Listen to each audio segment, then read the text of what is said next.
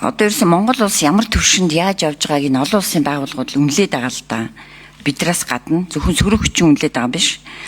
Тэгэхээр за бид нар маш сайн мэдж байгаа. Жишээлбэл хэвлэлийн эрхчлөөний индексээр ардчилсан намын үе буюу 2015 онд 54-р байранд байдаг байсан боловч харамсалтай нь одоо 109-р байр 2 дахин ухардсан. Хэвлэлийн эрхчлөө 2015 он. За яг авилгын индекс бас ардчилсан намын буюу засаглалын үе буюу 2015 онд 72 дугаар байранд байсан бол одоо 121 дугаар байранд очиод бараг 50-аад байраар ухардсан. Энэ бол хамгийн чухал зүйл л дээ. Нөгөө шудраг ёс авилгатай холбогдож явж байгаа тийм шудраг ёс байхгүй учраас энэ дарга анги чи авилгад идэгдээд байна гэд ингэж явж байгаа. За энэс гадна за дахиад шудраг ёс иргэдэд ээлтэй байна уу дарга нарт ээлтэй байна уу гэхээр одоо энэ 240 мянга 230 мянга орчим төрийн албан хаагчдаас чинь 20 мянга орчим нь дарга сэтэртэй байна гэж байна. Тэгэхээр та энэ дарга сэтэртэй энэ орон тоонуудыг цөөлөх чиглэл рүү дөрвтэй ажиллагаа хийх үү? За дахиад ардчилсан намын засаглал буюу 96-аас 2000 оны хооронд 9 хүн ямтай ерөнхий сайдаа оруулаад хэрэглэлийн газрын дарга оруулаад 11 сайттай үйл ажиллагаа явуулж ирсэн. Тэр үед бол улс төр нийгэм эдийн засгийн хамгийн гол реформуудыг маш амжилттай хийсэн. За одоо Аргентины жишээг би өлөг болтлоо ярьж байгаа. Бүхэл бүтэн 47 сая амтай, сая хүн амтай мөртлөө 9 сайттай. Тэр та яг энэ төрийн албыг цомгтхон болгох, дарга сэтэртэнгүүдийг болиулах, за төрийн өмчит компаниудыг одоо олон нийтийн болгох, хувьчлах, энэ төрд байгаа асар их хөрөнгүүдийг зарж үрэх Бендукидзе гэж та бас мэдж байгаа те гүржийн эдийн засгийн сайд ерөөсөө сүнснээсээ бусдыг худалд гэж байгаа шүү дээ баг. Тэрэн шиг та ийм дөрвтэй өөрчлөлтүүдийг яг хийж чадах уу? Та болсноосоо хойш хэлнэ гэдэг ахаа. Үгүй л дээ та ч одоо болох гээд явж байгаа хүн учраас танд өөрийн гэсэн бас нэг хараа өстой нэг алсын хараа гэдэг шиг юм байгаа баха.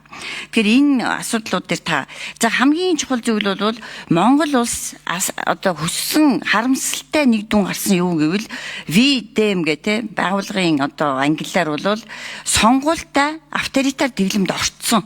Энийг ерөөсөө ярихгүй байна. Гэтэл энэ чинь айгүй ноцтой үзэгдэл шүү дээ уг нь.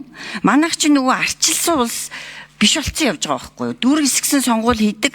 За тэгээ бусад юм нь авах юмгүй гэсэн үг шүү дээ. Та өөрөө мэдж байгаа. Тэ сонгуультай авторитар дэглэм гэдэг ямар дэглэмийг хэлдэг вэ гэвэл за мэдээ сонгуул нэг юм болдог. Free and fair. Гэхдээ эн чинь бас мапантай.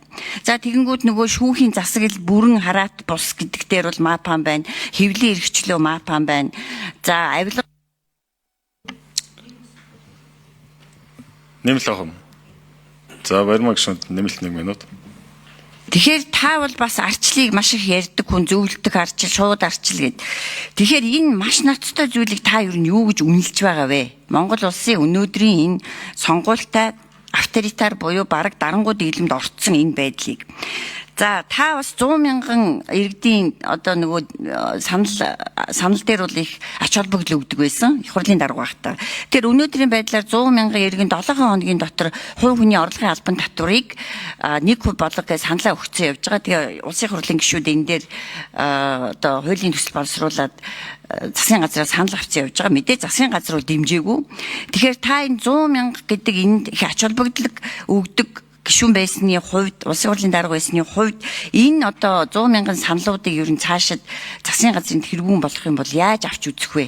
Эдгээр саналуудыг дэмжих юм уу эсвэл бол та одоо өөр шалтгаанаар дэмжихгүй байх юм уу? За хамгийн сүүлийн та ёс суртахуун За зандан шатар дарга хариулъя. Тэр дарга менежер сэтэртэй хүмүүсийг яах юм гэж байгаа шүү.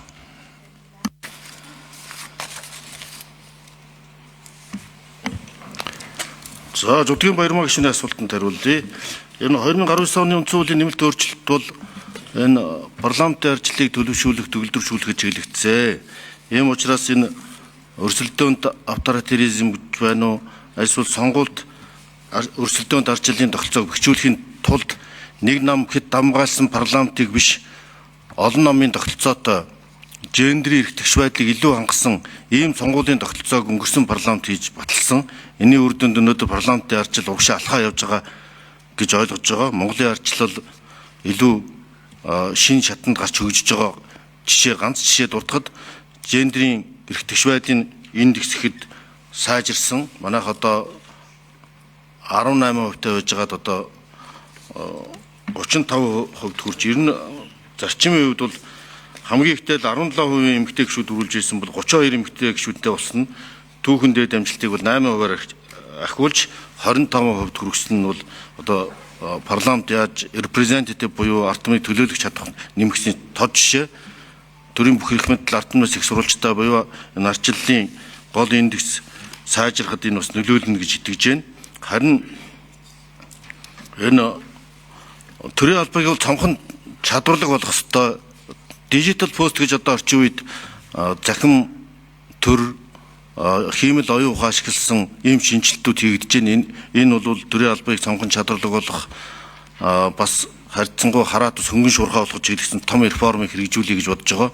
Дижитал пост буюу одоо захимаар шийддэг нэг цонхны үйлчилгээ Эстони гүржийн жишээнээс хавуулаад олон жишээг та мэдэх учраас би товчлие гэж бодож байна.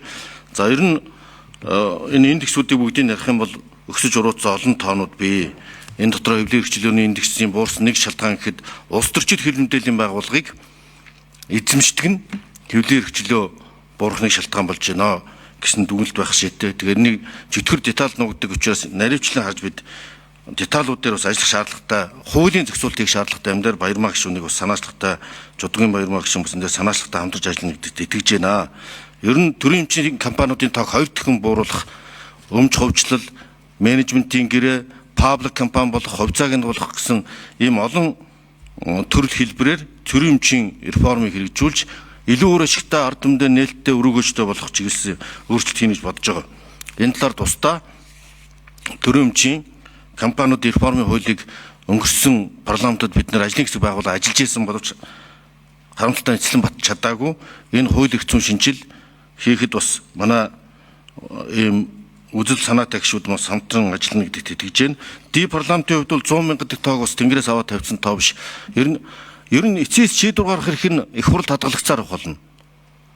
Гэхдээ энэ ард иргэдийнхаа дууг сонсдог нээлттэй байхын тулд энэ захин парламентын платформыг нээсэн мэдээж энийг шинжил зөвхөн ард иргэдийн саналаас гадна шинжлэх ухааны үндэстэй бод нөхцөл байдлаараа тулгуурлаад энэ санал ийм байгаа шүү, энэний уг учир шалтгаан юу юм бэ гэдгийг судлаад ингээд шийдэл гаргаад явуулахад төсвийн орлого зарлагад нөлөөлөх хувь энэ олон шалтгааныг бодох ёстой. Тийм учраас жишээлбэл нэмэгдсэн өртгийн албан татвар дээр бол нийт ард иргэдээр онгож байгаа татварыг одоо хэд тансаг хэрэглээний буюу баялагын татварыг хослуулах замаар босын татварын шударга ус тэгш байдлыг хангах замаар олон өөрчлөлт хийх юм судалгааны ажлуудыг эцэлжээж кабинетийн зарчим дээр тохиржож оруулж ирдэг учраас би ярьдаг биш хийдэг бас үнэтэй тулдаг ерөнхий сайд байхын тулд өнөөдөр би ингээд амлалт өгөөд баймаар байгаа. Учраас би асуудлаа шийдэж батнат тодорхой болгож ийж тухайн үед нь оруулж ирье.